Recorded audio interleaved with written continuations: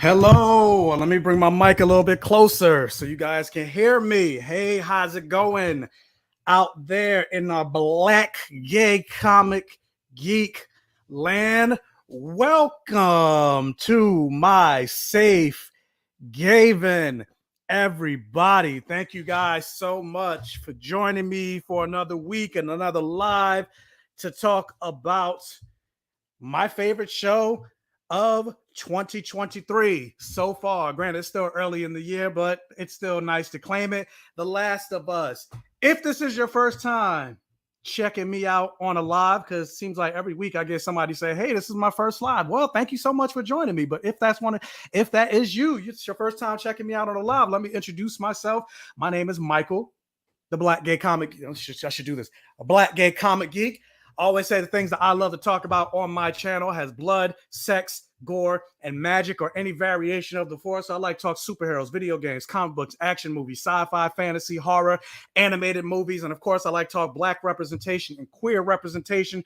So if that's something that you find yourself interested in and you think that representation matters and representation equals normalization, do me a favor and hit that subscribe button. I checked out my analytics and I realized like 35% of you guys are watching my videos on a regular, but you're not subscribed.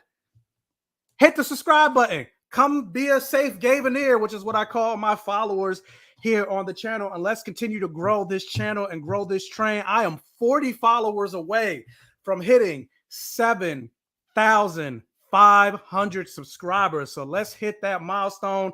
Let's hit 8,000. Let's get to 9,000 so I could be like Vegeta. It's over 9,000.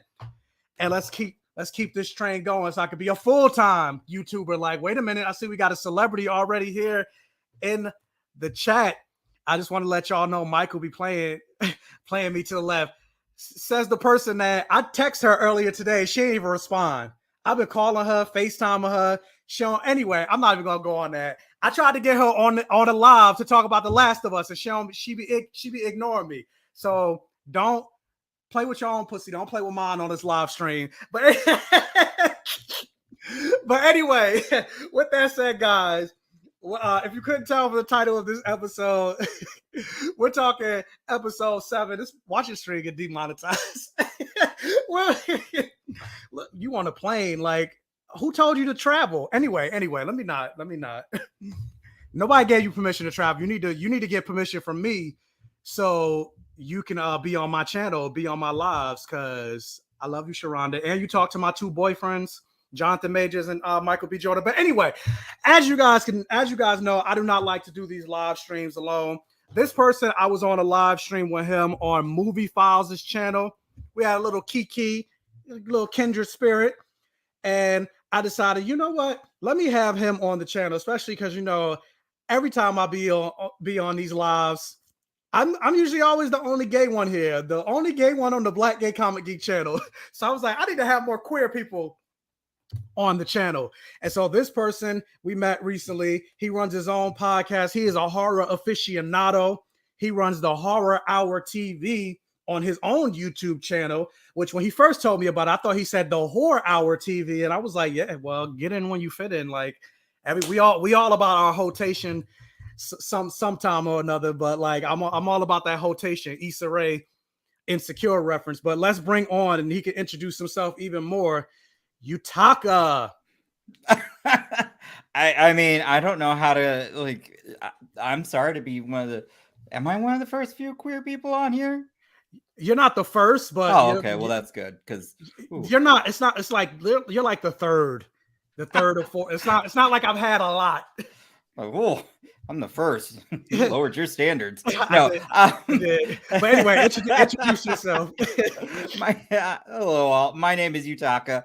I am one of the hosts on the Horror Hour, not the Horror Hour, but fair. And yeah, we talk horror films.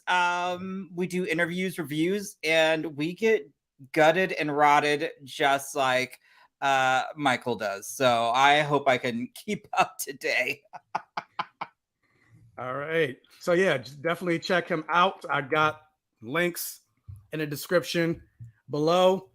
And this person, she is always like she got like 40,000 different podcasts. Like you guys remember her from last week's live? She was like, "Yeah, I got this podcast. I got this podcast. I got this." I'm like, God damn, like when do you sleep? And on top of that, she's a scientist, she's a nurse, she's a veterinarian, she's taking care of all the animals in the zombie apocalypse. I'm just like, and got 40,000 different podcasts. I'm like, what's going on? And hopefully, I mean, when I get to the point that I get a dog, I'm gonna have to take it to her, and she better give me a discount, or I ain't never have her on this channel again. But let's bring on Kira from Room Full of Blood. I love you deeply and profoundly. My discount to you is to not get a dog. Why not? Money. That's all I'm gonna say. But no, I mean, I'll give you free advice. I mean, the rent going up, like you and the dog might be sleeping in the same place. It may not be a 1-bedroom apartment. What's that guy's name? The rent too damn high. Oof, Jesus. Yeah, no, it hurts. But hi. Well, yeah, introduce yourself. Hi, my name is Kira. I go by several other nicknames, which are all weird, but one of them I cherish, which is Lady Mandalore. And I have a community that I'm building called Room Full of Blurs. If you like it, follow it. I'm on the Instagrams, and I am also on Blurred's Eye View, which is on Tuesdays and Thursdays. I will be going on right after this tonight. I also have my own podcast called Child of Mandalore, which I go over the history of Mandalore, which is a little known system. I don't know if you've heard of it, in the Star Wars universe. That's all I can think of right now. But I guest star on a lot of podcasts, but I'm fun. See, look, she can't remember. She can't remember all the podcasts I'm on. Or she's on. Sorry, I'm on. I ain't on no podcast. You be passing yourself around too. That was a Freudian slip. I guess that was the universe telling me I need to start a podcast. I keep being Isn't told this that. it? This counts. I mean, I guess technically it counts. No, this is it, man. So I get, but well, there you go. All the people saying I need to start a podcast. I already got one. So thank you, Kira. But anyway, so let's get into episode 7 of The Last of Us. Yutaka, since this is your first time on the channel, I'm breaking your Black Gay Comic Geek cherry. Oh, well, let the people know. I get graphic on here if you don't. I'm aware. I remember $20 is $20. Yeah, I have no filter over here. But sometimes I'll be like, dang, this string gonna get demonetized. But I'll be getting lucky. But anyway, let the people know what have you thought about The Last of Us, the series in general, and like your favorite episodes and everything like that so far. And then what do you think about episode 7? I mean, it's and also have you played the game? Oh yes, absolutely. I'm old, so I played this when it came out. Played multiple times, but I am a huge fan of this series and just how faithful they've been to the game, but also taken some liberties to really just, I don't know, wouldn't say make it better, but just really give some characters their due. But more than anything, they just, certain stories like this episode, I make no qualms. Episode 7's my favorite and I have seen the others, but I'll stay quiet on that. But this one is my favorite one of the season. Oh wow! And you see how he dropped that? He was like, "I've seen all the episodes." And well, I just want people to know I'm truly judging. Like this was my favorite episode. He saw the episodes like ages ago, like because I get the episodes like the Wednesday before, so I have the last 2 episodes now. I haven't watched them yet, but he saw them like a good 2 months ago, so he's like official tissue. When I tried to get those episodes, they were like, "You're not gay enough." So I like y'all's flex because I have to be like the rest of the civilians and watch it when it comes out. So I appreciate y'all, just flexing a little bit. That's cute. That's cute. Well, I mean, the shine and the magic is gonna permeate and surround itself with you. So like, the diffusion of bullshit. I mean, honestly, it was pure luck. Pure luck. That's how I look at it. That's because clearly, because they were like, "Nah, we don't give it to Black gay people." So I was like, "Dang." And I tried to guilt trip them though too. I was like, "Dang," as unfortunate that kind of sucks as one of the only Black queer reviewers, and the show has a queer element that you ran. They said they ran out of screeners. I'm like, how y'all run out of internet? All you're doing is sending a link. Yeah. whatever. Anyway, Okay. Yutaka, you got a little compliment right here. I know. Thank you. It's very luscious. I do like. I appreciate it. Got trimmed, and it's beard. It's oiled, combed, brushed, everything. It's my baby. How you gonna call me out for spelling your name wrong? Or you said you figuring me when the live is over when you meant fight? You see, they said God don't like ugly. Look at you. Look at you get caught out here in 4K. Actually, no, this live isn't 4K. It's 1080p because StreamYard don't do 4K. But anyway, Kira. Yes, sir. I don't know what's going on with me today. I'm like, Sharonda's gonna eat you up later. It's fine. Anyway, what did you think about episode 7? I liked episode 7. As a person that didn't play the video game, don't judge me. Talk to your mama. Don't judge me. I liked it for this character development, and I also appreciated it gave like a range of emotions.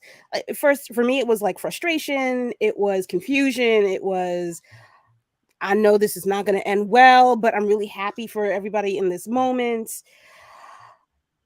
It's not my favorite episode. Episode 1 is still my favorite episode, but this episode was really good. I would give it like an 8 out of 10. All right, I would piggyback on that sentiment. It's not my favorite episode.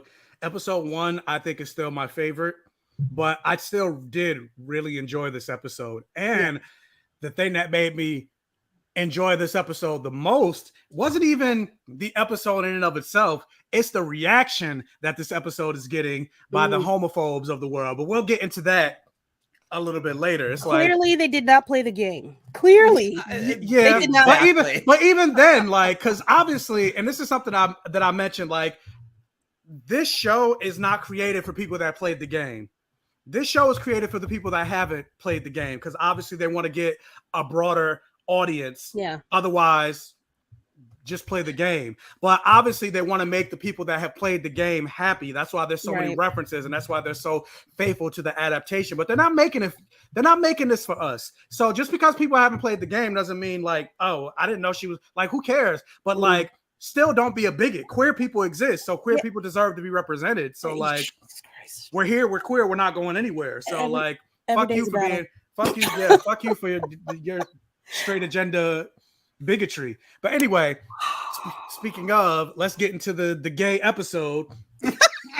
The second gay episode. The second gay episode, which ironically enough, this is also the episode 3 was review bombed by people because it was queer centric, and this episode was also review bombed by people because it was queer centric. So like, because basement dwellers have nothing to do but complain. Yes, but with that, Jessica, it's actually 19 people in here now, but 16 people in the chat. Hit that like button if you haven't already. There should be there's 19 people on this stream. There should be 19 likes. I mean, are y'all not entertained already? We haven't even gotten all the way into the show yet. Hello. I mean, look, faces everywhere. Like, come, please. Like, it'll help with the YouTube algorithm, getting more people in here to tell people that this place is popping, and YouTube will recommend it to other people. More people could join the stream. The stream could grow. More people be like, hey, I want to subscribe to this channel. I like this live. I like these people. I like the panel. They could subscribe to Yutaka. They could check out Kira. So let's go. Hit that like button. Thank you so much. But anyway, getting into the episode. So the episode opens. There's no cold open this time. No. Episode it was straight. Yeah, it was straight. It was gay. Well,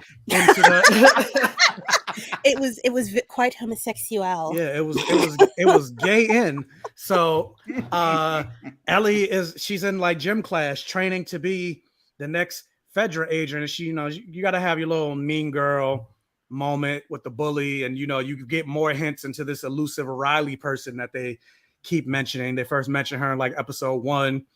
Well, do you want to end up like Riley? And of course, if you haven't played the game, it's like, well, what's the story behind Riley? You knew that was going to come up at some point, or even hints about how Ellie first got bit. She talked about going into like a mall, secluded, sheltered area. So now we're finally getting into that backstory where they mention Riley, and she gets into a fight, gets a black eye, we find out she beats up the girl, and in the end, she gave more than she got. And then they have this very interesting conversation with a Fedra agent where he basically says to her, like, Ellie, you have potential. Ellie, you're super smart. Like, you could potentially be the person that will, I forgot what her name was. We're going to call her Becky Ann. But you could be the person to potentially tell Becky Ann, giving her orders. Like, that's how smart you are. And that's how much potential you are. But you have to watch, you know, because she has a thing about authority figures.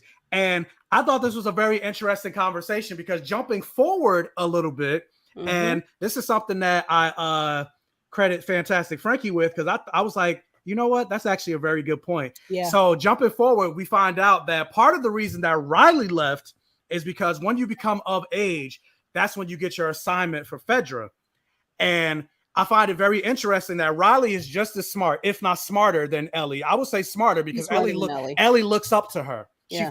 She follows. She wants to be like Riley. That's why, you know, that's part of the reason why she idolizes her. She's definitely smart. She's definitely stronger. She's definitely more capable. And so, but yet, and still, and this also goes to show, like, during the post-apocalyptic zombie world, racism and things, microaggressions and all that still exist, because you have this very capable young Black woman who gets sewage duty. But then Ellie, on the other hand, is told she's on the track to be a lawyer. I mean, not a lawyer. What? Well, no, she was told that too. She was told that too. I mean, by oh Lord, what's her name? Not Nessa. In the previous episode. You talking about Maria. Yeah, Maria. Yeah, well, she was like, you could have been a great lawyer. Yeah.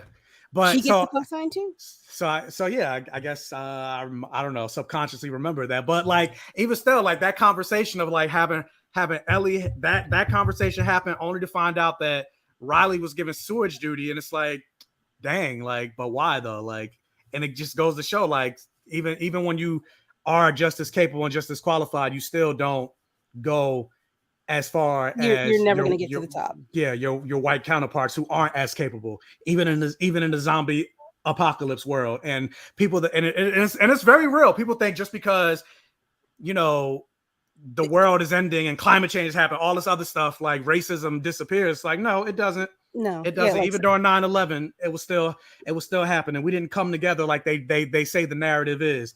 But you find out that, you know, Ellie.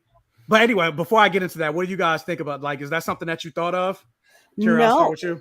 I didn't. I just, in my head, I was like, why is this girl? Honestly, the first thing I thought of, why is this girl special? I didn't think of Riley being better than her. I just was like, this chick? Like, I mean, what has she shown? What has she done? Are you talking about Ellie or Becky? Ellie. I'm talking about Ellie. I'm not impressed. Like, she is the type to just go along to survive, which is fine in an apocalypse. Hi, Bijan. But it's I was not thinking on a racial scale, because in my head, apocalypse, but also, you know, Black woman, it's a TV show. I can kind of take myself out of the element. But then when Frankie mentioned what you mentioned, I was like, oh shit, yeah. Oh yeah, that's a whole bunch of race. Oh wait, there aren't any Black people in any positions of power at all that we've seen so far, yeah, except for the commune, and even then it's all supposed to be equal footing. Yeah, in Fedra at least. Yeah, no, in the commune too. Like, I meant Black people of power in Fedra. Oh yeah, that we've seen so far. Yeah. Also, really quick side note, they want to know where's the wine, Kira? Oh shit! Wait, it's out of range. Oh, it's in my kitchen. I was cooking. I was making stew. Oh, I'm sorry. It's literally. Hold on. I got you. Hold on a second. Dang, I gotta pause my camera. I was like, disappointing people. You gotta go get the wine. But yeah, Yutaka, go on to you. Like, is that something that you picked up or thought about, or if you haven't, like, what do you think about me bringing it up? No, I honestly, yeah, I will. Full transparency, I didn't think of that. I also still don't get, in terms of, you know, we haven't seen at that point, and even remember, like, there isn't anything really special about Ellie. I think it's more just her attitude, and maybe they think she'll go far. But again, I don't think she shows anything that's different than all the other people that were just running around. But I think it is, now that it's pointed out, I do think that's, yeah, that poor Riley. I mean, she definitely picked the wrong duty, picked the wrong side, picked the wrong girl. I mean, she's bad at thousands. See, you got look. You got the one wino. Hey. My girl. I've got a nice what the hell is this? Riesling this evening. You pairing the board whatever with the rabbit, whatever. Yes. Whatever he said in episode 3. Oh, the Beaujolais with the rabbit. Yeah, the Beaujolais with the rabbit. Thank you. But so yeah, after that conversation, she goes back to her room. We see her go to sleep, and then that's when we finally get the introduction to Riley, played by Storm Reed. And I actually should have had a photo propped up, because I actually met her one day randomly. I was in LA at like a black like not a supermarket, but they have like a black vendor market thing like every month or something like that in LA. And Storm Reed was walking around, and I was like, Storm Reed, you're a whole person out in these streets. Yeah, I was like, oh, she's taller than I. Not that she's taller than me, but I was like, she's taller than I expected her to be. And I took a picture, got it in my phone. I was like, Storm Reed, So had to throw that little flex out there. You meet people. Yeah, I gets around. But so yeah, she shows up, and I thought she was perfectly cast as Riley. If you guys have played the video games in the chat and all that, like she looks pretty much just like her.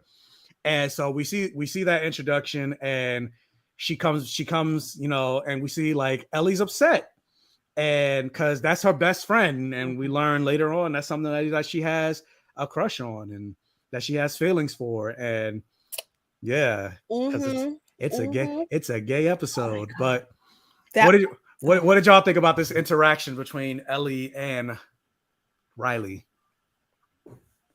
So who, like in this universe though, the apocalypse, all this, who puts their hand over somebody's mouth to wake them up? Like that's gonna get you right there. That's like, I mean, even Ellie was just like, what the like. Jesus Christ! But sometimes you have something that you like, you have an idea in your head. You're like, yeah, that didn't go the way I planned it. Especially because Ellie likes like horror movies, likes being scared, like. So she probably thought like, oh, this is gonna be great. I'm scared the hell out of her. And then it's like, yeah, you probably didn't think that through, did you? No, at all, if at all. Like really? Oh my god! Like just get some water and just flick it on her face. It'd be good. Like anything, but cover it. Like attempting to kidnap me. Like I need. Surprised you didn't almost got because she grabbed that knife and she was like, I'm gonna stab. Yes, I could have, bitch. I would too. That's the immediate reaction that everyone's supposed to have. Yeah, like you see how Joel, like he'd be having that gun ready, like right by him when he's asleep. So click, boom, that's it. But yeah, I thought it was still a nice reaction or interaction between the two of them. And then we got this whole day planned between Ellie and Riley. And Riley's like, you're gonna say no at first, but then you're gonna say yes. And of course, predictably, that's exactly what Ellie. Yeah, that's exactly what Ellie did. Hold on, somebody said we have Kara. We have matching wine glasses. Yeah, I have one in my hand too, child. Hard day. I'm like, well, damn. Is this a wine night? Should I have wine? I don't have no wine, so I can't. I mean, I got like some. I should have. Yeah, I got like a alcohol. I got like a smoothie. I mean, that counts. It's a beverage. Sugar does eventually turn into alcohol. So yeah, you good. It's like almost done. Ooh, camera's man shaky. I gotta figure out why. So yeah, we're gonna pretend there's some fermented grapes in there. But anyway, what happened? What are you about to say? No, I was gonna say, I really wish they went a little bit further back to establish their connection, because it like I get it clearly that they have a more involved relationship than what they could show, but I wanted, as somebody that hasn't played the game, I needed more. I needed a little bit more than just going on their word that they just happen to have this deep, profound connection. Like, how long has she been training with Fedra? Is it since elementary school? Like, did they literally like grow up together in this unit? Like, I want to know a little bit more. Is it something that it's like a schoolgirl crush and you meet them for like a semester or something like that, or has it been years? No, I agree with that. It's like stuff because for the most part, this episode was pretty much like most episodes, very faithful to the this was actually based on the DLC from the main game called Left Behind, just like the episode. So it was pretty much beat for beat for the Left Behind game, with the exception of the infected at the end. There was a whole, because it's a video game, there was a whole horde of them, as opposed to just the one. Because video game, you got to have a massive shootout. Boom, pew, pew, pew, pew, pew, pew, pew. They should have done that too. They should have. I mean, I know money is money, but they could have done that. They could have. That was my little oh, come on, guys. One. And you got two of them versus one of them. Come, no. I mean, they could have, but that one was damn near Clicker. And Clickers are way stronger, faster than normal. And it was basically like you saw the face, like it was basically at that point. Yeah. And they're 14-year-olds pretty much. So it's not like, but they've had military training. Well, only Riley says she was only training with Fedra for 3 weeks. Oh, okay.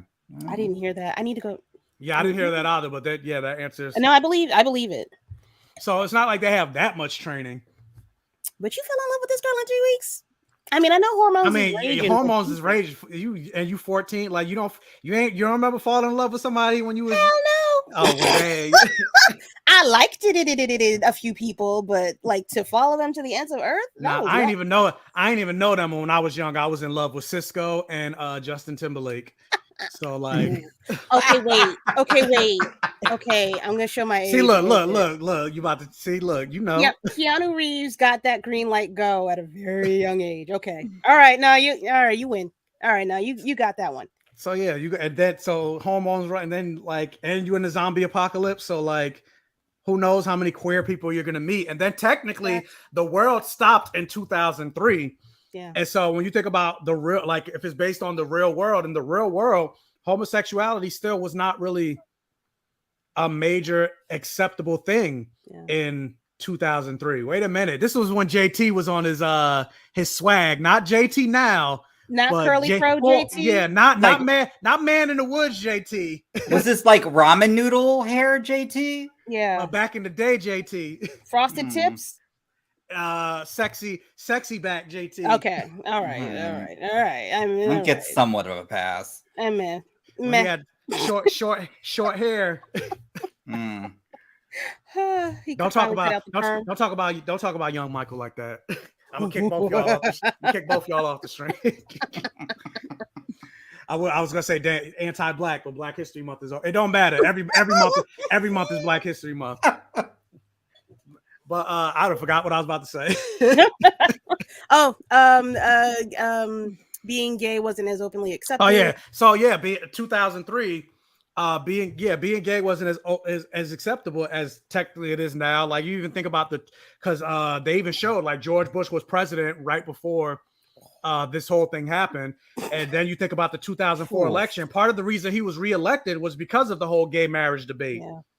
Like you even have black people voting for him because they didn't want gay marriage to be the law of the land. So like you think about that, and then think about the people growing up in that, and then the world technically stopping. So those social morals and social norms are still propagated and growing and manifesting and multiplying to this day. So like not many people are out. So like it also makes sense where it's like you don't know how, if this person feels the same way about you, if they're going to reject you and all that other stuff. So that's also why I appreciate that there was a lot of tension with them throughout this entire episode. It's like a will they, won't they? Because they both didn't know. Like they both felt the same exact way, but they didn't want to risk the rejection. Because it's not even just a rejection of, oh, maybe they don't feel this way about me. But it could also be a rejection of like, I don't even want to talk to you no more. Yeah. Because how you feel about me is wrong. That's not how that's not supposed to be a thing. Like that's evil. Maybe not an evil in terms of religion. I don't think religion's a thing, but it's still like, nah, it's not cool, bro. It's not cool, son. It was itching the shit out of my scalp watching them two not kiss for like a whole hour. Yeah, but I was like, just do it the one time. Just oops. You just kiss it. Just do it. Yeah, and this is a funny thing. Again, Frankie with the references. Yeah, I was like Sebastian. I was like, kiss the girl. the whole time. I was like Just Go on, kiss the girl. just kiss a girl. Just put your lips together. Well, yeah. So they hold up, but wait. Yeah, but she ran away from Frederick training camp. The 3 weeks was how long she's been with Marlene. Oh, so she was with Marlene for 3 weeks, not Fedra. So maybe they grew up. Maybe they did grow up together in Fedra. But she was just gone for 3 weeks. Yeah, that I do remember her saying. Now that they said that, that's yeah. Somebody else confirmed. Okay. Only training with the Fireflies for 3 weeks. Riley was with Fedra for a while before. Yeah. And shout out to Darren Moore. Thank you so much for the $20 super chat. And he said, great discussion. Well, thank you so much. I'm glad you're enjoying it. But with that said, now that you bring it up, we got 21 people in the live stream right now and only 18 likes. So do me a favor for those 3 more people that haven't hit the like button.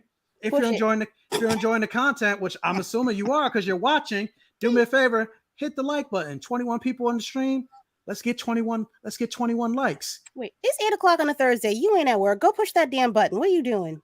Yeah, hit that button. Even if you are at work, you still watching. So hit that like button. Just do the bloop for the one time. And we talk about a gay episode on a Black Gay Comic Geek channel. You being anti-gay right now. So hit that like. See, we got 20 now. That whole hate crime. One more person is holding that. Oh, there we go. There we go. Now we got 22 people and we got 22 likes. Yay. Hey, I like it. I wish I had a sound effect. See, bullying works. Yep. Bullying does work. Thank you. I appreciate you all. Yay, peer pressure. Yes, for the peer pressure.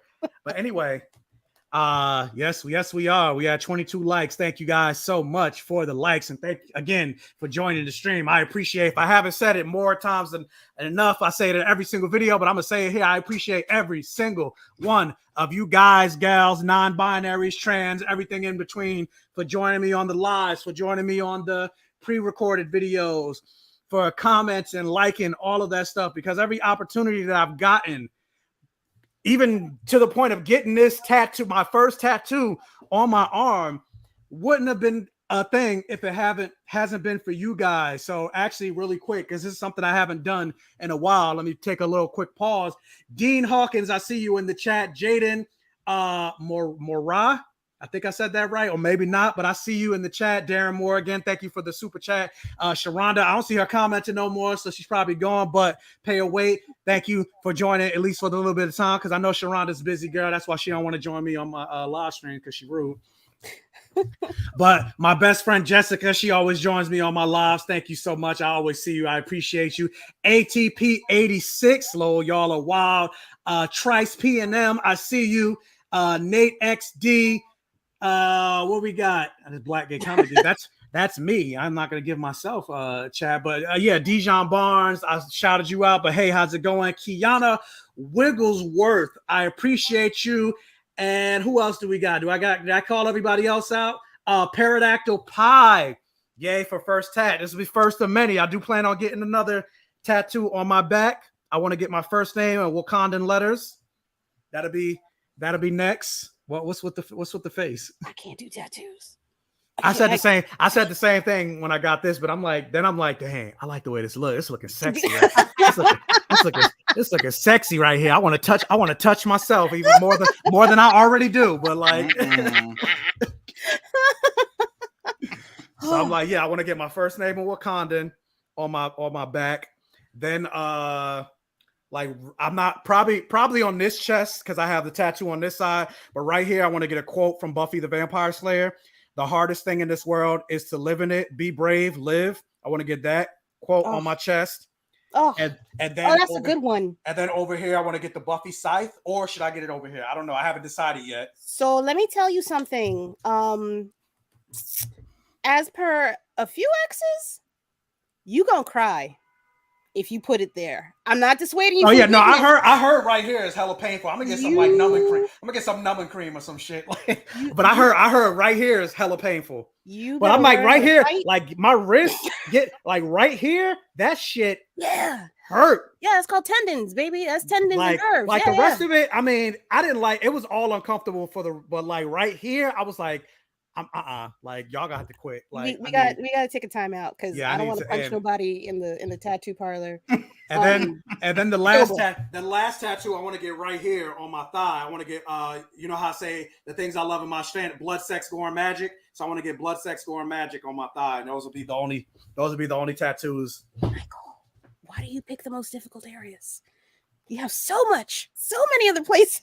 Nah, I gotta many other places. Gotta get the leg. But wait, we got another celebrity here on the channel. Elliot, the Nick Fury of YouTube, Movie Files. Yo, have to catch the replay, but I had to say what up to the homies, Michael and Yutaka and Kira. Love the vibes. Well, thank you so much, Elliot. We gotta have you back on the show again. Not sure if you're still here, but I heard this wasn't one of your favorite episodes. Are we gonna have to fight? We're gonna have to fight. Yutaka snitched on you. So drag him. Yeah, we're gonna have to call you. We're gonna have to call you out in 1080p. So we're gonna have to have a conversation about that. You gotta. Did you already talk about episode 7 on your? Yeah, you did actually. Yeah, you go live. But yeah, see, look. But yeah, drag him. I heard. But we gonna talk. We gonna talk. It's better than the DCEU. Boom. I said. I called him out. But he's not wrong, ladies and gentlemen. He's not wrong. No, that's been a fractured universe for a very long time. I know he likes some. Years? I know he likes some. Yeah. But anyway, so yeah, back to the will they, won't they? So Ellie, and this is the thing that we also don't realize in this like zombie apocalypse world, like how fascinated she was just by the escalator. Oh my gosh. I mean, she's like, wow, moving stairs and like if the 80s and I didn't think about it until it hit her till she was like, so I was like, yeah, like whatever, like it's an escalator, like, but then I'm like, oh well, yeah, it's kind of fun. She wouldn't know what an escalator is. And yeah, like my first, even still to this day, grown ass man, I still be like backing up on the escalator, like not going nowhere. I be trying to moonwalk on the escalator. So you a 14-year-old girl and it's your first time on the escalator. Like I thought that was cute.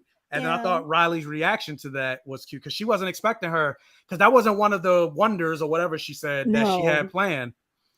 And so I thought that whole thing was cute. What did y'all? I was waiting for the 80s music to play. Honestly, like it felt like something out of yeah. or what's the other? Oh God, 16 Candles, something from there. Facts. Come on, we've all run the wrong way on the escalator at least once in our life, maybe twice, 3 times, 4 times, 5 times. Possibly fallen, maybe. I'm not saying it was me, but I've seen it. Or almost get your shoelaces caught in an escalator. That's a Final Destination moment. And nah, take the shoe off. Don't even try to rip it out. Just take the shoe out. I'm gonna tell you right now. I wear not slip off shoes, but just a little bit loose, just so I can slip my whole foot out. That you ain't gonna catch me. Yeah, which I heard they're rebooting Final Destination, but I'm like, one of the screenwriters is. Not Vanderbilt. I think I can't remember the other one's name. But I forget. They're really nice people, but yeah, it's the other one of the screenwriters is going to be doing that. Nah, they want Can You Feel the Love Tonight to play. That's more of a 90s. Ooh. We could do I'm that. old, okay, so I'm gonna use. Technically, the '90s was like 30 years ago now. So, like, not technically, it was 30 years ago. So, like, y'all are right behind us. Yeah, tell me you old without telling me you old. So, you know what they should have played? Freaking Tiffany's. I Think We're Alone Now, because you think about when she came up in like the whole mall era and everything. Mm-hmm. I would have lost my shit. I would have been like, okay. And they do play some good songs in this show.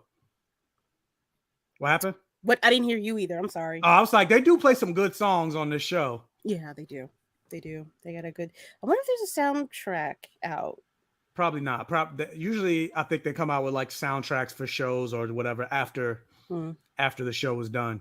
So maybe, or you got to tweet HBO, tweet HBO Max, tweet Neil Druckmann and Craig Mazin. Oh yeah, it's like Sarah. Where's my soundtrack? I just need a little. But anyway, before we get to the first wonder or whatever she called it, I forgot. They see a little bit of lingerie in the background, and they're like, and Riley's having a moment where she's like, "What was the point of this?" And Ellie's like, "You need me to explain it to you?"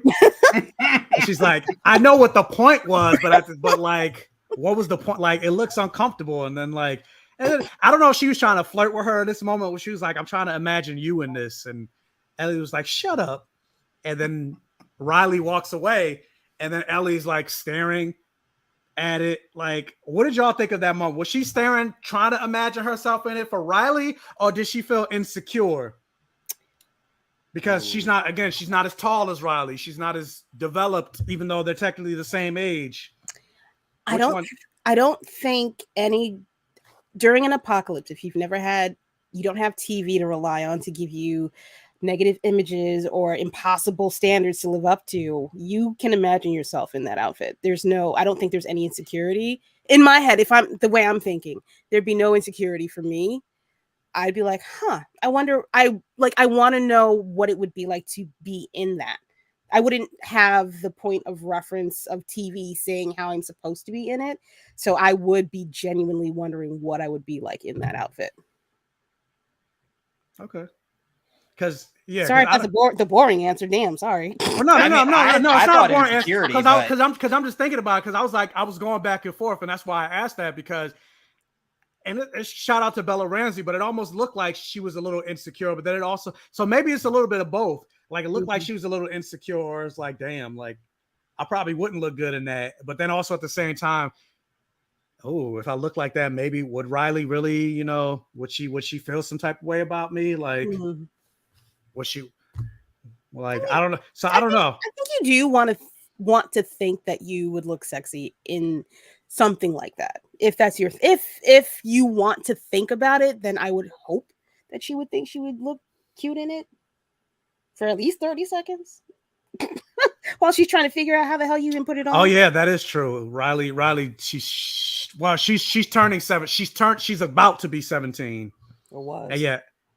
Oh well, yeah, it was not anymore. She wasn't 17. She wasn't 17 yet. Yeah. So yeah, 17, and then Ellie was 14. Now that I'm like, dang. So I was wondering because I was like, because technically Storm Reed and Bella Ramsey are like the same age, but I was like, damn, Storm Reed looked mad older than Bella. But that's just because Bella Ramsey is just super young in the face and then a tiny person. That girl is perpetually like 9 years old in my head. Yeah, but she's actually 19. She's 19, 20 in real life. Yeah. But I'm just like, where? Yeah. She's almost old enough to drink, and I'm like, where? Like, I don't think so. Maybe somebody's lying here. I don't know who, but somebody's lying. But yeah, I didn't think about the. I was like, in terms of not technically, but in terms of being young, I'm like, that is a big age gap at that age. Yeah, no, that's a big age gap. You're watching different types of TV. That's a freshman dating a senior in high school. I mean, I've seen it happen. I mean, it's happened, and not to say like Riley's a pedophile or anything, like, because it's not that big of an age gap, but like at that age, when you're 14, like it is, as opposed to like if you're 30 dating like a 35-year-old, it's like whatever. Like, yeah, it's fine. Yeah, that's fine. But in real life, they both 19. Bella looks like a baby. Yeah, she does. So that's why I'm wondering like how they're gonna do season 2, because season 2 is like a 5-year age, 5-year time jump. Ellie's much older, but Bella kinda is technically Ellie's age in part 2 already. But like, granted, even though she's that age in real life, I don't buy it. Like, so if they come and be like, "Oh yeah, I'm 20 now," I'm like, "Nah, bitch. You still 2 years old." The power of makeup. Just saying. Yeah, they're gonna have to throw heavy makeup on her. They could also change her hairstyle too. If they oof, if they cut her hair Give a her certain what way, if they cut her hair, they do her makeup the right. lesbian haircut, the Oh, typical God. lesbian Oh, No, that they don't gave do the captain that, that they gave the Captain Marvel, and then still not say that she was a lesbian, even though she was clearly scissoring Maria Rambeau in that movie. Like, there's no way, I am deceased. there is no way that they were raising this baby together, full best friends. The woman had a breakdown when her best friend went missing, and they didn't scissor at least multiple times. Like, come on, like, I don't buy it. I don't buy it. I don't buy it. But the straight agenda won't allow it to happen, because if queer romance was allowed, it's the truth. The straight agenda. Disney got to keep that Midwest money flowing in. Yeah, season 2 is a big question. They might have to do some VFX for older Ellie, or like Yutaka said, some makeup. Yeah, and they still could change it somewhat too. Just, I mean, look what they did with Bill and Frank, though, because Frank was a fully realized character, whereas in the game he truly wasn't. So they could still take some creative liberties with the actress. Do you guys think they're going to finish? I feel like season 2 is going to be a continuation of season 1 of what would be game 1. Well, somebody already knows the answer because they've seen all the episodes already. You would already know that if you'd watch your screeners. But first of all, I got the screeners. I got the screeners today. I know that email came last night, so don't even give me that. Don't pull that. It came at midnight, too. Which was today. No, they did. Don't give me that. But they've also been very honest to where they said the creators had stated that season 1 will be just the first game and DLC included. That's it. But that doesn't mean that the next season couldn't be part of game 1 too. You can say season 1 is the entirety of is nothing but game 1 content, and still have the second season can be a continuation into season 2. And that's something that I've been wondering too, because I'm just like, especially since they jumped to like the DLC of the first game, like there's still a lot of, if they're telling the faithful adaptation of the game, there's still a lot of story to tell in the first game alone. Like, they may be like at a little bit past the midway point of the first game. So that's still, if you're going to follow the games, there's still a good like 5-6 episodes that they can tell in this episode, but we only got 2 episodes left. So that's why I was like, there's no way they could do the first game in this one season. That's why I was like, season 2 has to be at least some of the first game.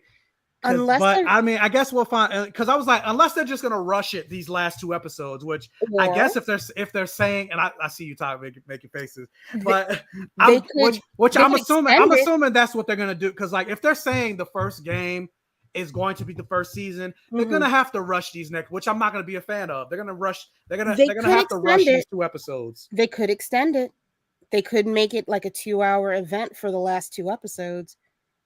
Well, more than likely, because I mean, even if it is a 2-hour event, it's less than an hour each. Oh, the finale's only 40, less than 50 minutes, actually, too. So yeah, because I was gonna say, even if they do a 2-hour event, it's still, like I said, there's 6 episodes that they could do with the first game. So it's like it's still gonna be rushed, even with a 2-hour. So I mean, I guess depending on what they do, because again, they have taken liberties with the games, obviously. So they might not follow all the story. They might just, but even then, it will still feel like, to me, rushing. Rushed, yeah. They're smarter than that. I mean, they've been this smart so far. I don't see them doing something stupid like rushing this. They've taken so much care with the story so far. I can't see them completely fucking up and just rushing it. It's possible. I'm like, I really want to ask. I'm like, I want to ask you, Taco, but I'm like, I know. Without not full. Well, I already said the answer. But like, the creators have been very season 1, game 1, and they've already said season 2, game 2. But also with that, like, really quick, to share my screen really quick. But also you have this right here, where hold up, did it share? Oh, there we go. Where Bella Ramsey is saying that. Hold up. Is this the right one that I pulled up? She's saying that. Hold this isn't the right one. This is about the review bombing. Hold up. But anyway, Bella Ramsey was saying that she thinks there's going to be a lot of mixed reactions to the finale for episode for the end of this season. So I'm just like, what does that mean? Like, does that mean they're going to change? Absolutely. Because it's been completely faithful to the games up to this point. But for her to say, people, I don't know how people's reaction. Let me pull up the article. But sir, for her to say like, I don't know how people's reaction is going to be. Is it because they're like, it's a short episode? Full departure? Okay. I think that's really, to me, because I will at least be, like, okay. Here I was expecting a very long, like the season premiere was what, almost an hour and a half. Yeah, it was like 2 hours almost. The finale, and the finale is short. Okay, here it is. So yeah, Bella Ramsey on what people will make of The Last of Us HBO season finale, Look for the Light. It's going to divide people massively. So I'm just like, what does that mean? You don't follow that? They're definitely going to change it. Huh? They're definitely going to change. Sorry, I'm sorry. Go ahead. I was just being silly. No, I didn't hear what you said. Oh, I said like, you don't follow him? I was like, I like that guy. He puts out a lot of Last of Us content, and he's also been really good with shutting up the trolls and the haters. So I do like when we see straight people fight for allyship, I guess. Yeah, yes. It's beneficial to everybody involved. True. Just a little bit. True. Just a little. I don't know if you all know that TikTok sound. What is it? Hello, my name is Valentina or whatever, and I'm part of the LGBTQ community. And this is my friend, something. Talk, ally. This is my friend Ally or something like that. Talk, ally. Oh, I have not been to the gay side of TikTok. I see. I am not on TikTok. So I rarely am as well, but I'd like to visit. That's for the young folks. I'm too old for that. I mean, well, I guess then to cover because the majority of my following is actually on TikTok. Hey, there's no shame in that. Get it when you can. So I was just saying, you're like, I'm too old for TikTok. I'm like, how old are you? There's so much social media out there. It's like too much to handle, and oh my goodness, no. I'm like, how old are you? Me who? He the one that brought. You think I am? He the one that brought it up. I'll answer it, but I want to know how old you think I am. I mean, well, you are 37. Yeah, I was like, you are Asian, and just like black, black don't, just like they say, black raisin. Yeah, black don't crack, Asian don't raisin. So I'm like, for all I know, you could be like 100, but look like you're 18. Now, if I shave this beard off, I probably look like 10 years younger. But I'll be 40. I'll be 40 this year. See, there it is. Okay. I was gonna say 37. You close. I was gonna say 30. I was gonna say 35. I got closer. Okay. I'm not telling y'all how old I am, but I'm 30. I'm 37. And funny enough, my mother reminded me like a couple weeks ago that I was turning 30. I was ready to cuss her out. She was like, you about to turn 38 this year. And I was about to be like, no, the fuck I'm not. Then I was like, wait, I'm turning 38 this year. No, my life is over. It's over. Yeah, it's over. Midlife Just don't send me to the island. Yeah, midlife crisis coming. Like not my AARP card is about to come in September 27th. Well, speaking of guys, if you're in the chat, September 27th, PO box is in the link description below. Let me stop. I got it. You don't have to send me nothing, but if you want to send me a gift for my birthday, turning 38. Hold on, let me put on my Mandalorian voice, my sexy voice, my Pedro Pascal voice. Hello out there in the Black Gay Comic Geek world. On September 27th. Sorry. Somebody is feeling their oats today. Hello, Michael. 2023. Purr. If you would like to send me, and I got to make the noise too for the ASMR. If you would like to send me a gift for my birthday, or any type of gift, doesn't have to be for my birthday. Now you're pushing it. We got other holidays coming up.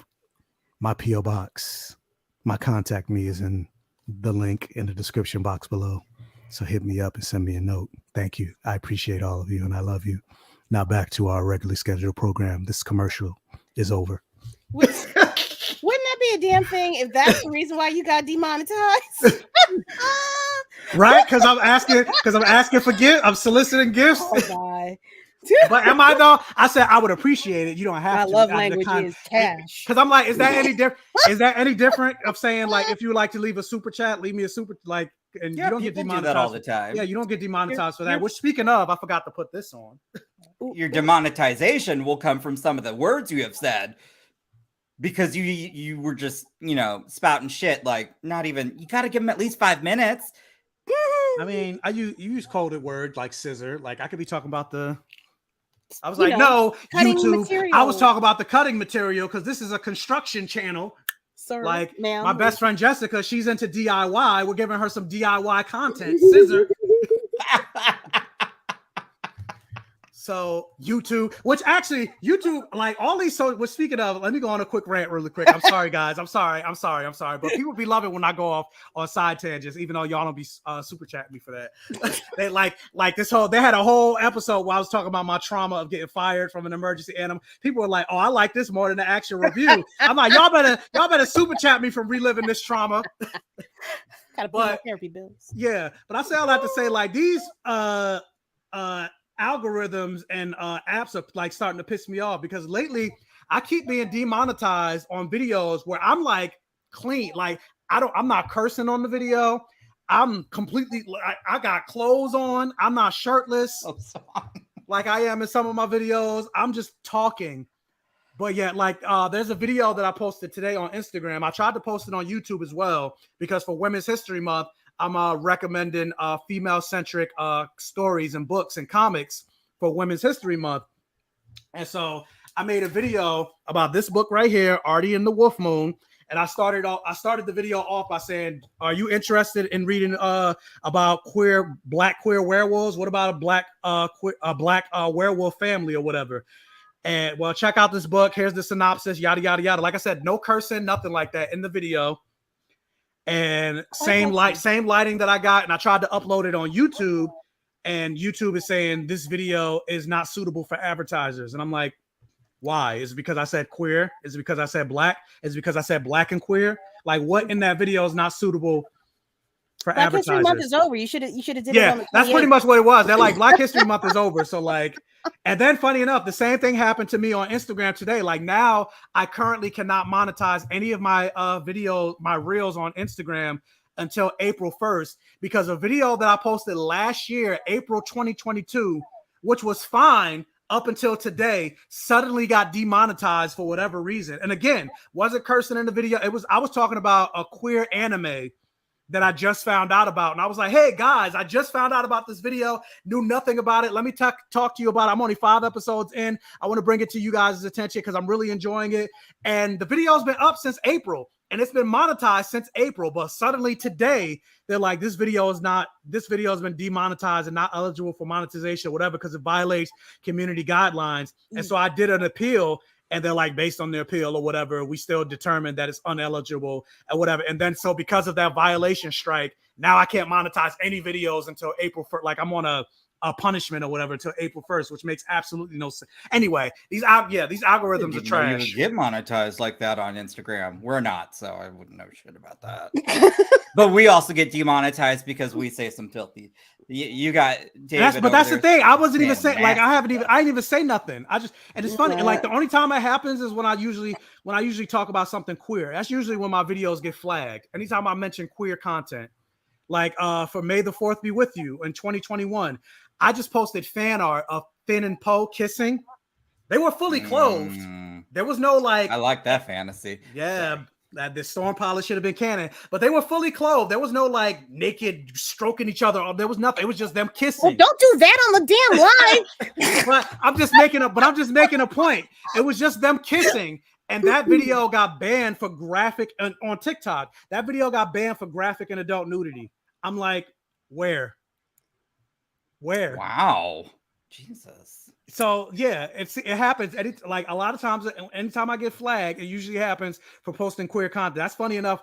My friend Jessica's in the chat. Like originally, I didn't want to call myself Black Gay Comic Geek on the internet because I'm like, more times than not, queer content gets flagged on social media. So I'm like, am I setting myself up for failure and hindering my own potential growth? Because I have, and especially Black content, and I have both of them in the name. So I'm like.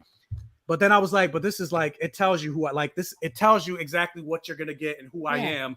And it describes me on the channel. So I'm just like, you know what? Say la vie. But anyway, back to this gay episode. Speaking of getting, we'll see how many views this video gets, talking about queer content. It's a queer centric episode, but yeah. So anyway, back to the wonders. Back to the grind. Yeah. I forgot that's what we were still on. Okay. Yeah, I know. That's why I was like, wait, what were we talking about again? I didn't take my meds, so old man here. Like, I'm trying to keep up with y'all. It's fine. It's fine. We're all people of a certain age. Actually, I think I'm older than both of y'all, but that's fine. 40, 37, and 28. You. Yeah, sure. I'll go with those numbers. That sounds like a good locker combination. Yeah, sure. Why not? But anyway, so jumping forward, we finally get a conversation. We have Ellie and Riley having the conversation where Ellie finally confronts her and is like, "Why did you leave? Why did you leave me? Please, stay." All this other stuff, and that's when they have like a big falling out, and which also eventually causes Ellie to leave and walk away. But actually, before that, we see them playing the Mortal Kombat game, which is a reference to what was it, episode 3, where she sees a dead Mortal Kombat arcade game. Mm-hmm. Yeah, where they make that one pit stop. Yeah. Yeah. And so Riley's trying to impress her with, she knows the fatality moves and all that other stuff. And I'm like, girl, how you know that? How you know the moves? Because back then, especially with arcades and things, like the only way you would know like fatalities and get cheat codes is through like game magazines or Game Shark or GameCube or anything like that. It's an apocalypse. How you find out? Yeah, where you find out that fatality? Hell, even with the internet, I still don't know certain fatalities in Mortal Kombat. Like, so I'm like, how you find like? But I still love seeing them go back to our childhood of arcade game. I'm like, dang, I remember, going to the arcade. That was the spot, playing Mortal Kombat, playing Ninja Turtles. Oh, yes. Oh, God, I still play. I'll go to, what is that bar? Barcade. Barcade. I haven't been there in a while, but yeah, I used to. I've been there like maybe 3 times, but yeah, it's fun to go dive back into the nostalgia pool every so often. I have rocked a few dates worlds playing Ninja Turtles. Oh. I would take a sip, but I don't got. I'm gonna pretend.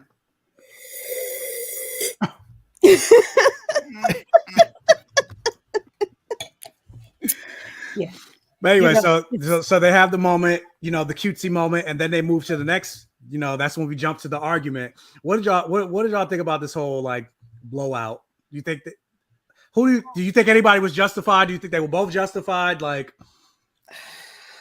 I think they. Do you feel the chemistry between them? Like, what do y'all think about this relationship? Period. Especially you, Yutaka, because you like this your favorite episode. Well, okay, but here's why there are parts that the reason why I enjoyed this episode is just because of the build-up and also,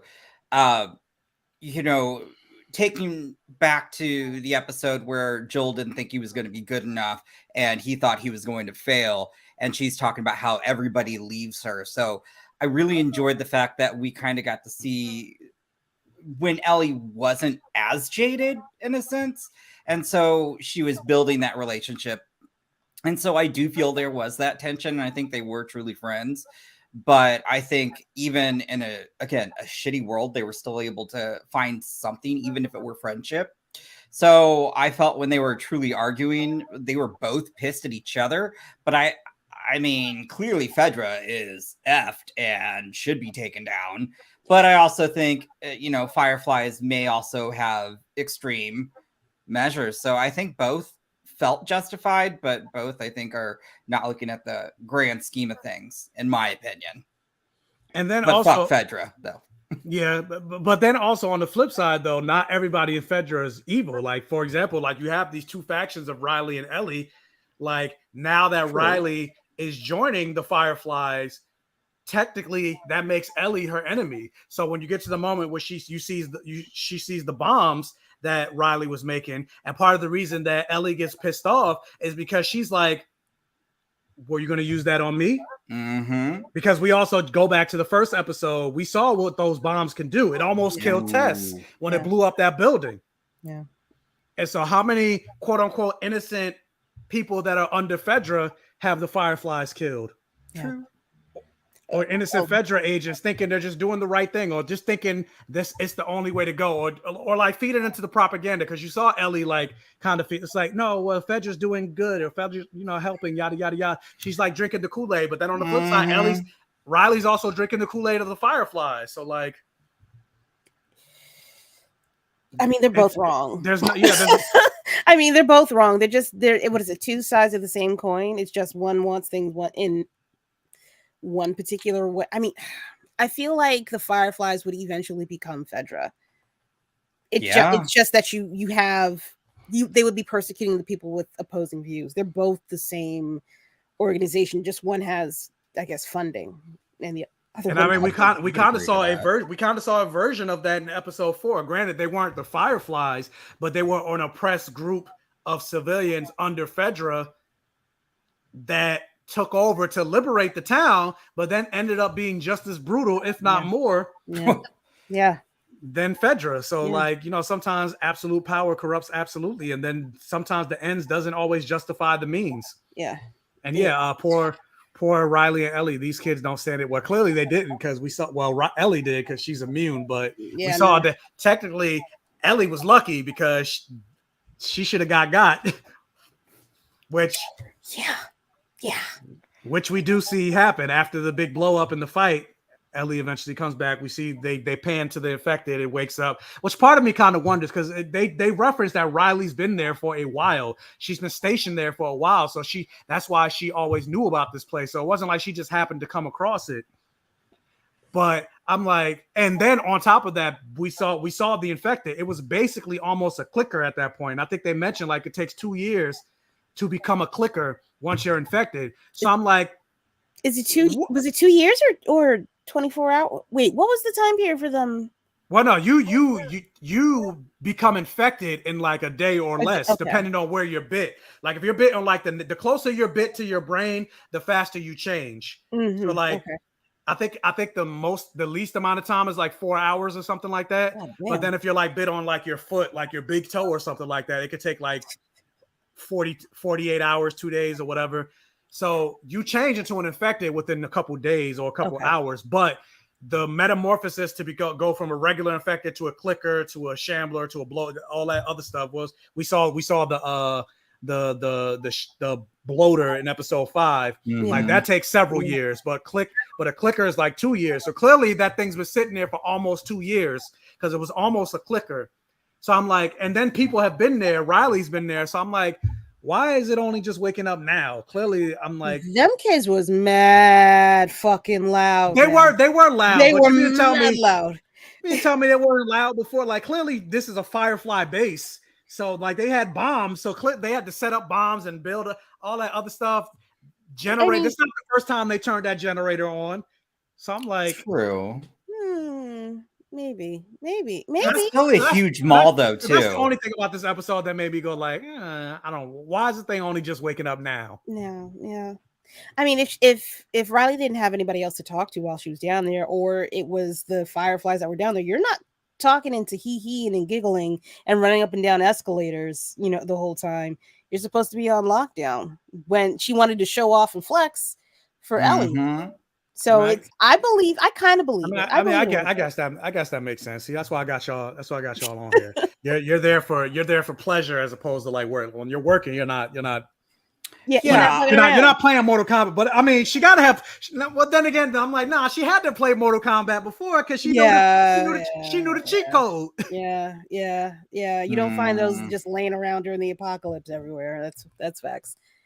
But anyway, but either way, it wakes up and it goes after as they're wearing the mask, dancing, which is very reminiscent of the games, the werewolf mask and the clown mask.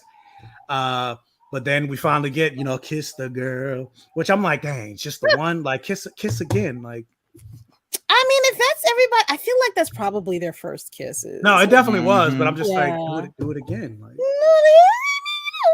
when you had your first kiss, you didn't want to go in and be like, let's lean in. You want to go again? Let's lean in for a second. It was nice. I didn't hate it. You want to try one more time?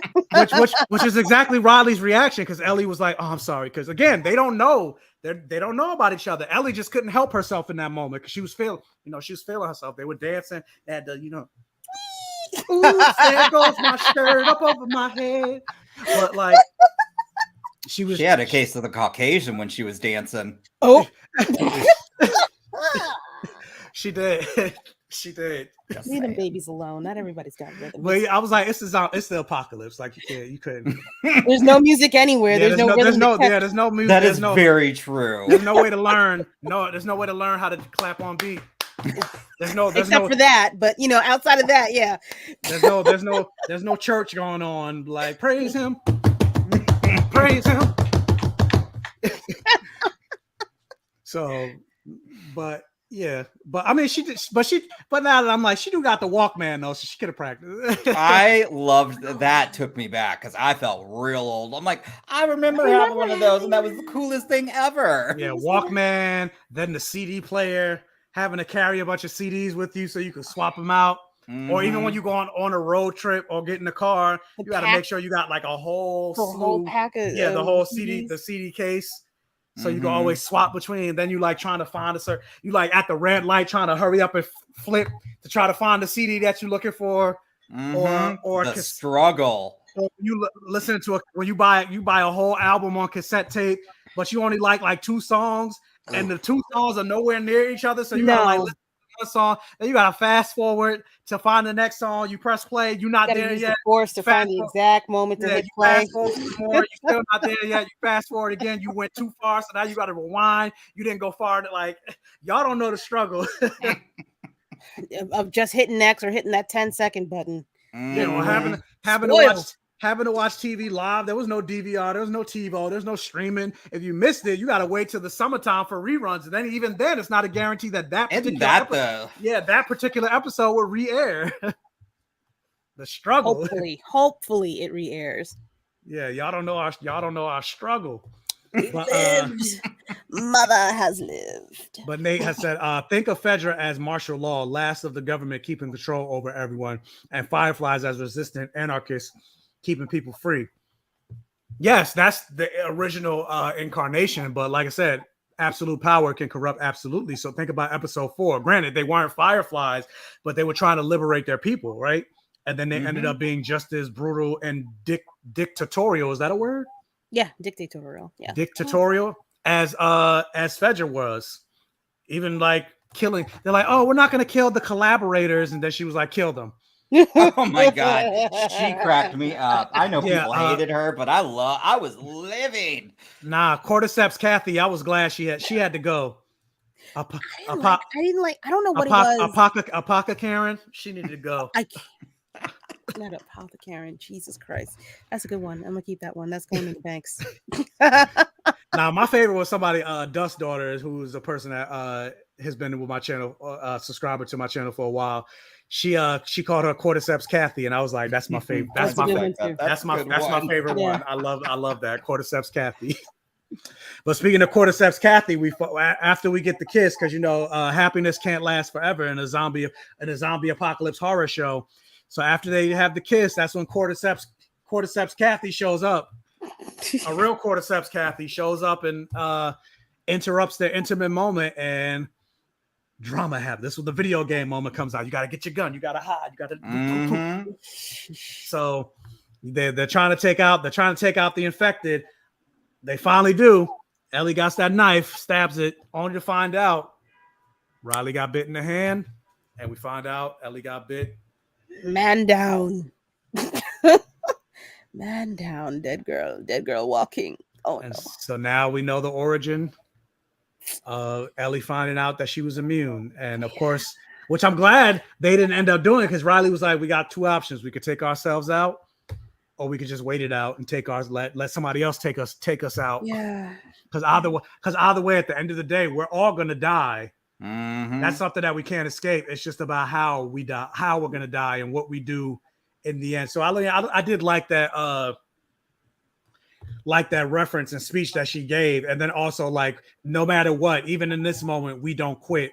Which then, jumping forward a little bit, jumps to how this episode ends, because in her mind and in Joel's mind, Joel's gonna die. He's bleeding out. There's no doctor around. There's no antibiotics.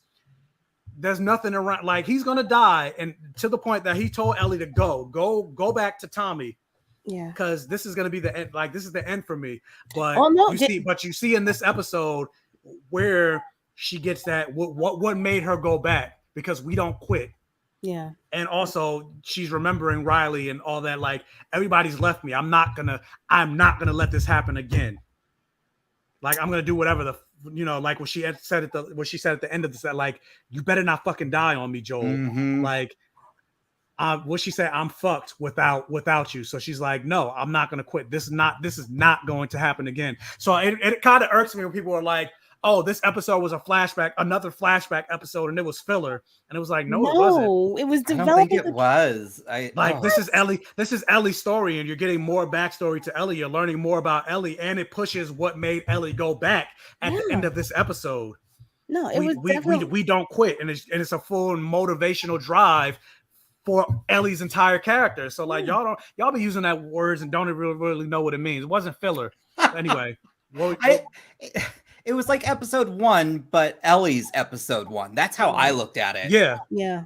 You know, we got Joel's backstory. Now we're getting Ellie's backstory. Although I will say, though, one thing that I was kind of disappointed in this episode that I wish they went and expounded upon further is the moment after. Because like I said,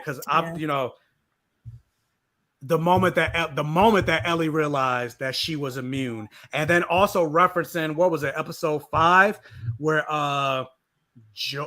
Ellie tells Joel, this wasn't my first time using a gun. Obviously, we know based on this episode that the first time she had to use the gun was to kill the girl that she loved, because obviously Riley's not immune, so she had to have changed at some point. Well, because they said they were going to wait it out, so Riley changed and Ellie didn't.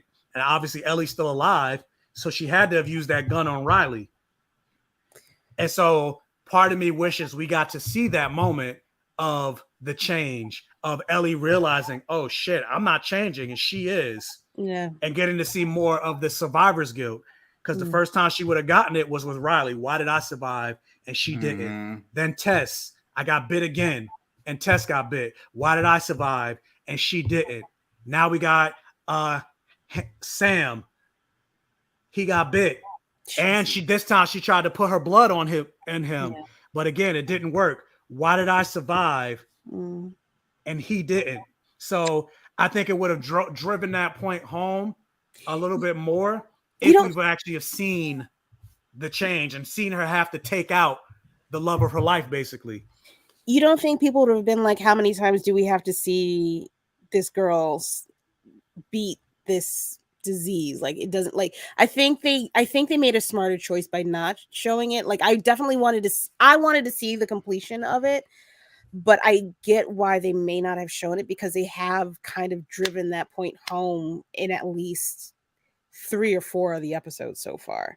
Like, people get bit around her and they die, but she lives. I feel like they might have wanted to play it a little bit safer and not beat people over the head with that idea. I mean, I get that, but also at the same time, I'm like, but that's the whole point of the show, right? Yeah. That she survives. That she survives. That she's immune. That no matter what, she will live. Yeah. Yeah. And then also, I think it would have driven, like I said, it would have driven it a little bit home, because not like it's just a random person that got bit and she's gonna live. Like, this was the love of her life. Yeah. I don't disagree. I'm just thinking like producer writer logic. They might Yutaka, you look like might you're have about to tried to play it safe. you're about to say something. Well, that's what sometimes I know we sit here and say, "Oh, I wish it was so faithful," and this one really was, and I still kind of liked that ambiguity because I think, I don't know, I think for Ellie, we already, Kira, as you'd mentioned, we'd already seen Ellie go through so much shit. To have to see her do that and the brutality, I just don't know if I would personally want to. And I just remember when that DLC came out and I was playing it, I didn't want to see that as well then because I'm like, oh God, give her a break. Did they show that in the game or no? No. Oh. It basically ended where the same way it ended in the show is how it ended in the game. More or less with them just sitting there, and then it cuts to black because in the game, Ellie was telling Joel the story, if I remember correctly. So the moment they decide to sit and wait it out, it fades to black, and then it cuts to Ellie standing next to Joel, like talking on like a mountaintop or whatever. So yeah, so like this story in the game takes place after the game is already over. So they just added it. They just added it in a different place in the show. Okay. But like, go like you don't even have to show her shoot Riley, but you could have did it in a way of like how episode 3, like they allude, like you maybe hear the gunshot, but like I still would have liked to have seen the moment that Ellie realized, oh shit, I'm immune, and she's like, I don't know, but that's just me. But what do you guys think in the chat? Do you agree with Kira and Yutaka, or maybe it's a combination of both? I don't know. Let me know. But anyway, so we get to that moment, or if you're watching on the replay, let me know in the comments. But so we get to that moment, they're sitting waiting, and then that's when we cut to the end where Ellie, instead of leaving, she looks for some sutures and probably some but whatever she can find, and she goes down again. What Riley said, we don't quit. And so she goes down and sutures Joel with some old ass, dusty ass needle and thread, which I'm like, that's great and all. You Somali, you still in danger, girl, because you definitely, if you didn't need antibiotics now, then you definitely gonna need some now. You know, you wouldn't caught up on his tetanus shots. Oh, Jesus. Where I just want to know where she found the needle and the thread. Like there was no like cookie. What is that? The blue and gold cookie tin sitting around in the apocalypse. That's the only way she was gonna find needle and thread put together. Yeah, she found it in the drawer, and then just seeing Joel hold her hand, like, oh my, you came back, like, because he told her to go, like he thought that was the last he was gonna see her. So you saw like the tear coming down his eye, because like, dang, I failed again. I failed her, even though I just had this big moment with Tommy, like I don't want to fail her, and then saying, you know what, I'm gonna take her because I can't. This is my daughter now, but then only to end up getting stabbed. But she came back because she also sees him as a father figure. That's why she didn't want to go with Tommy. Do you care about me or not?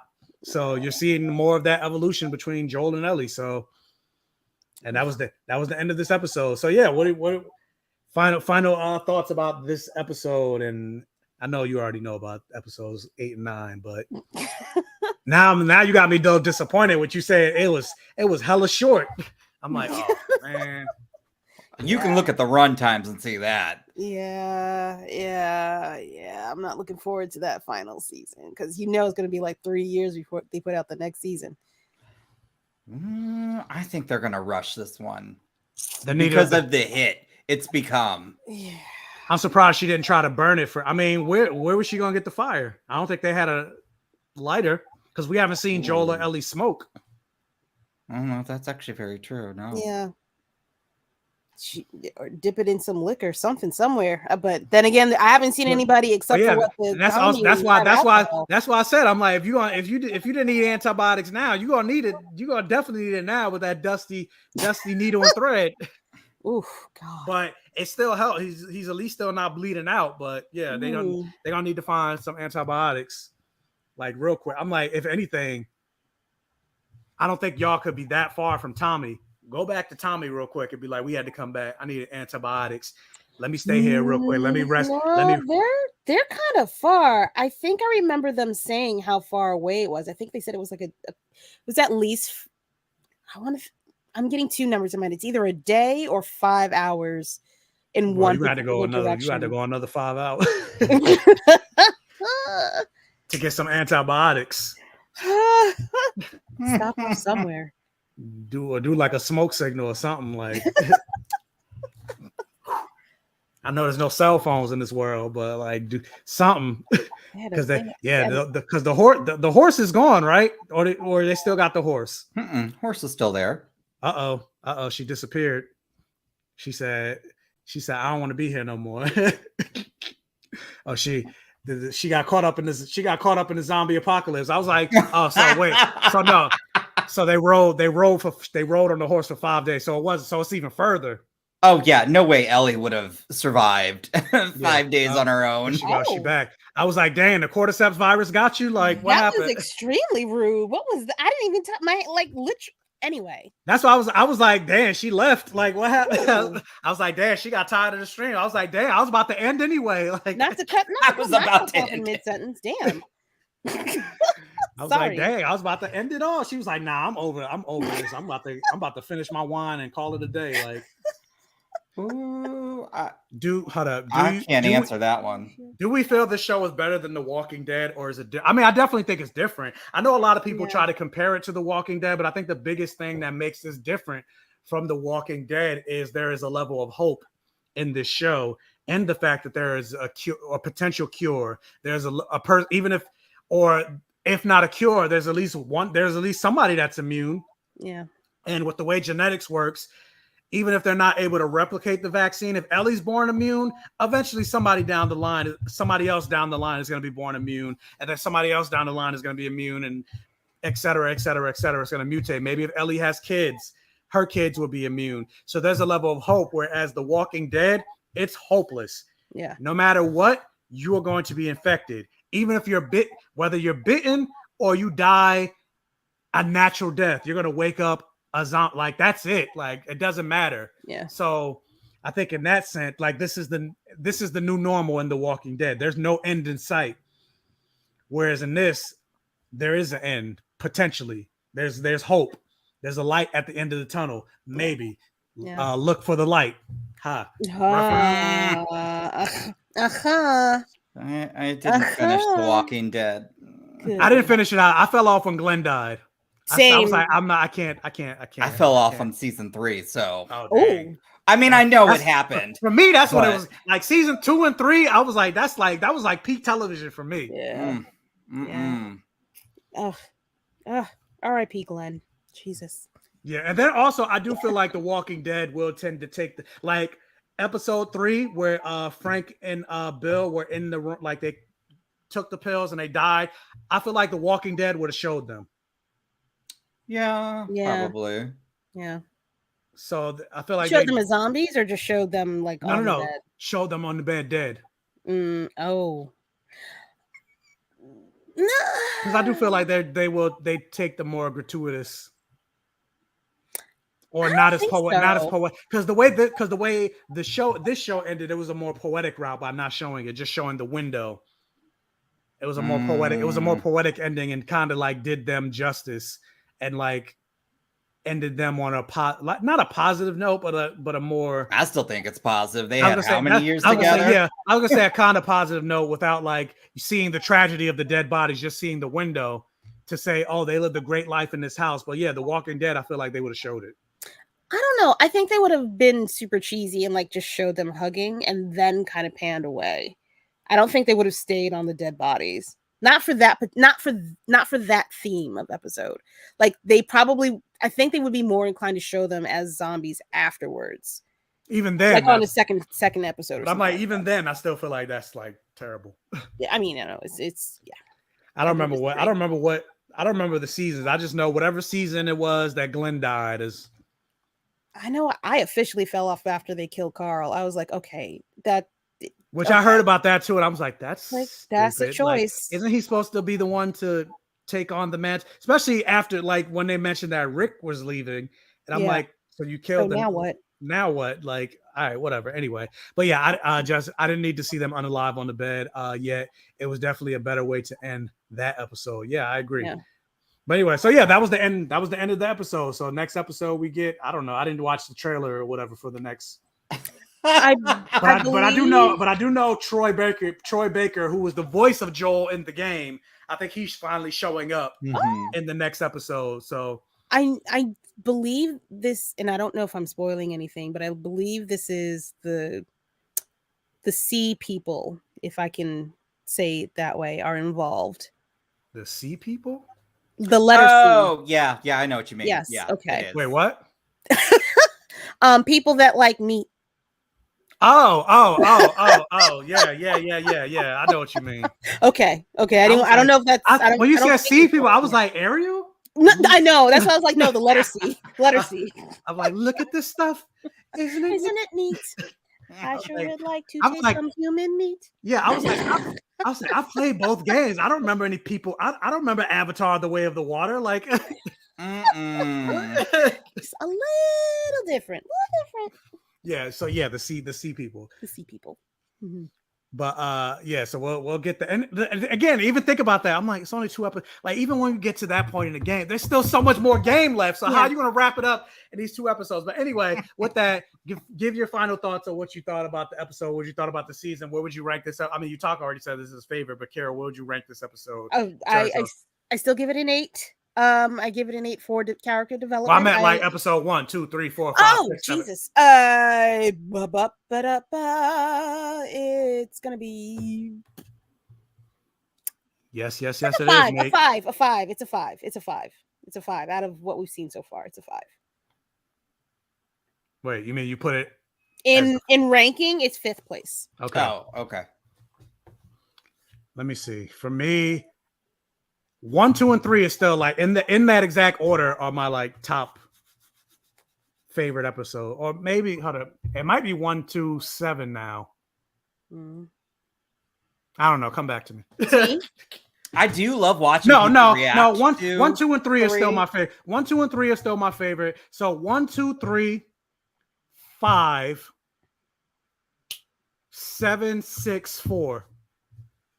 I'm proud of you for rattling them off that way. I don't have that capacity, which is why I said 5.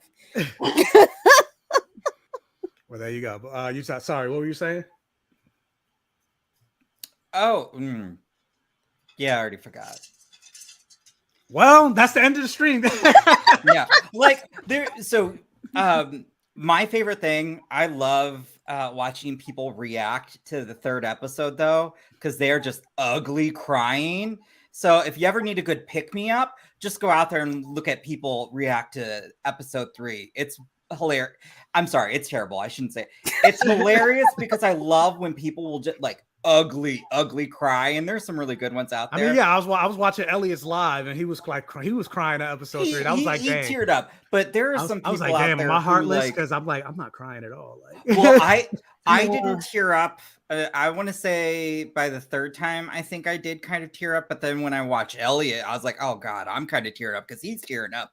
But there are some people out there, like, it's like a group of people. And like, I felt bad because I feel like it was somebody's wife and she is just in shambles. And he's like trying to keep together. And you got another one. Like, I love it. I love seeing people cry. It's my favorite. Yeah. So basically what he just admitted is he's a heartless. He like, I live for your pain. I feed off your pain and suffering and torture. But yeah.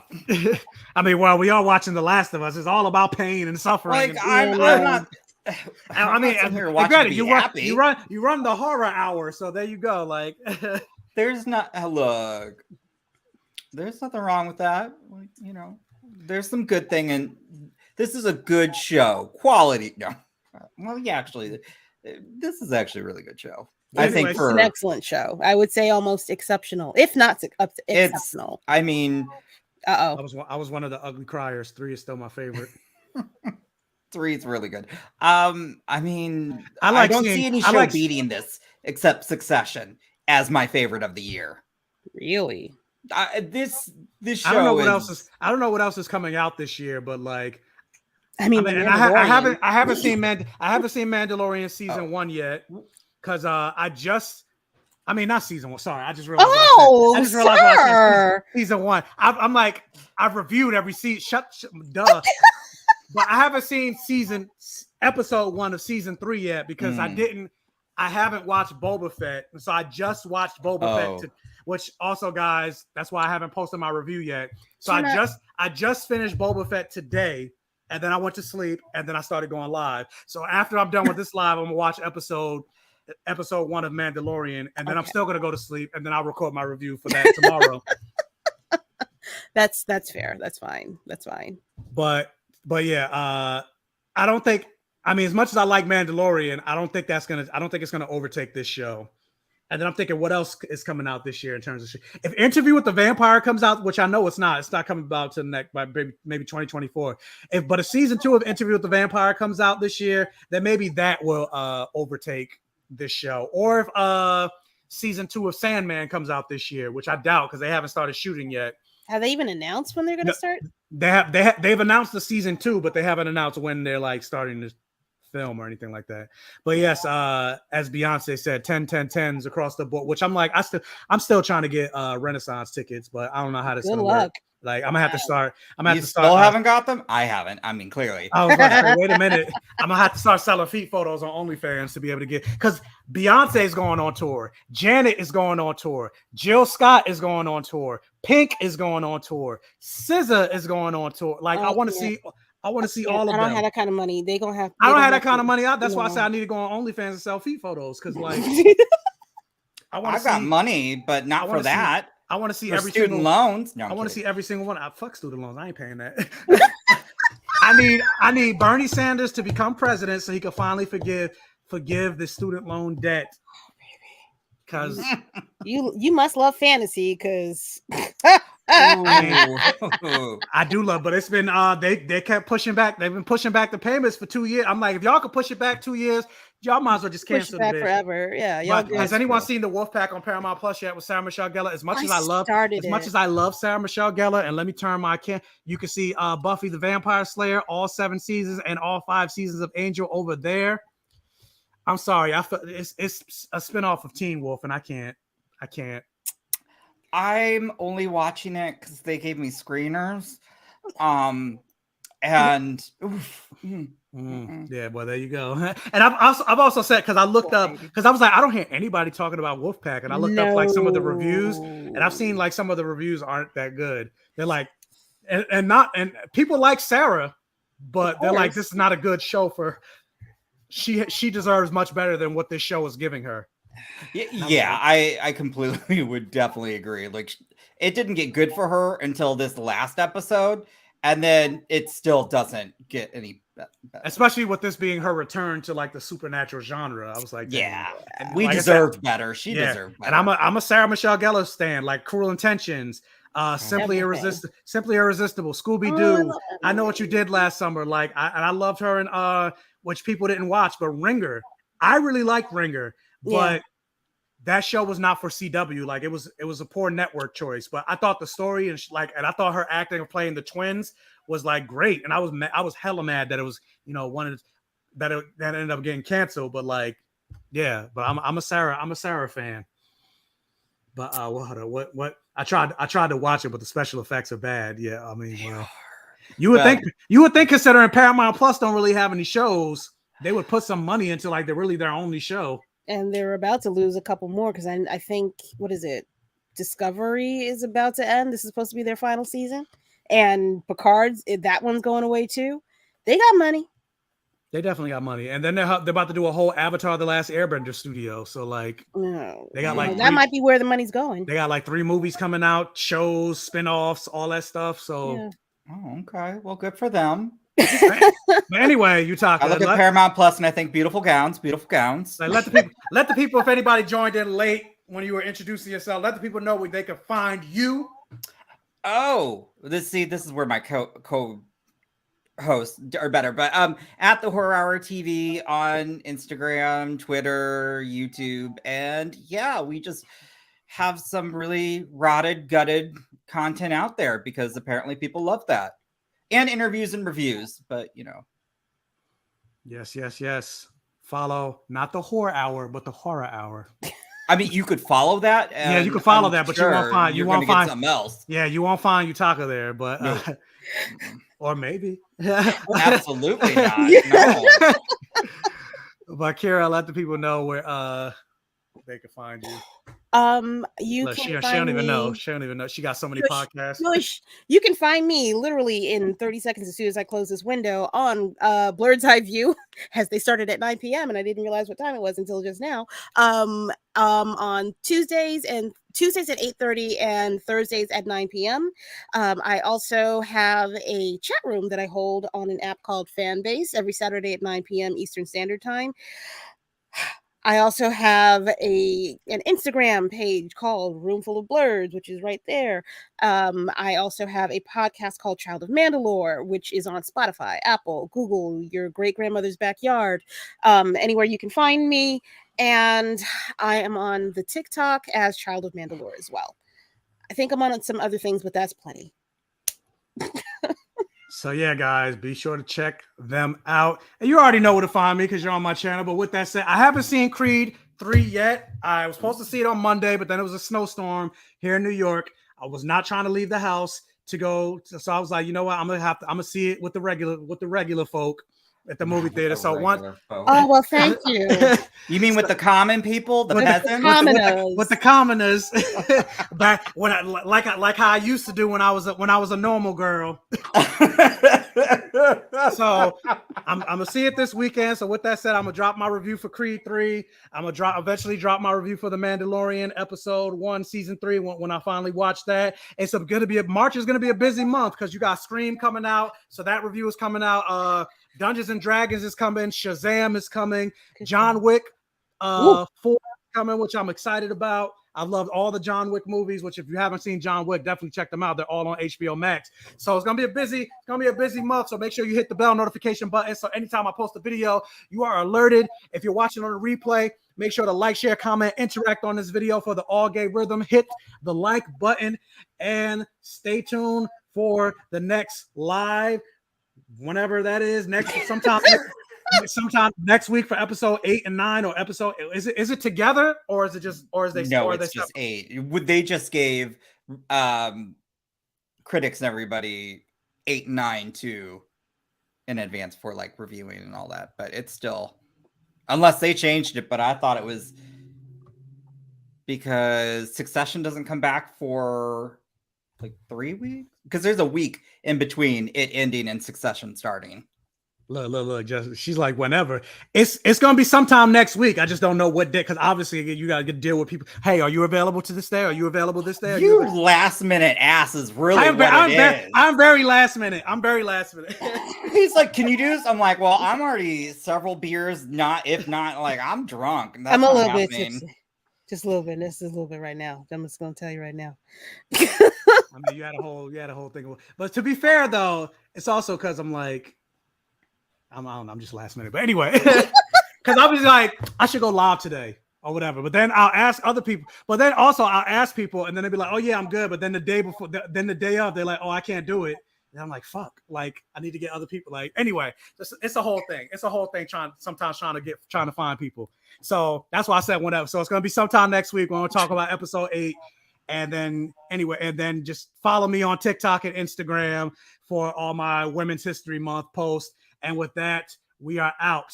Peace. Take care. I'm hungry.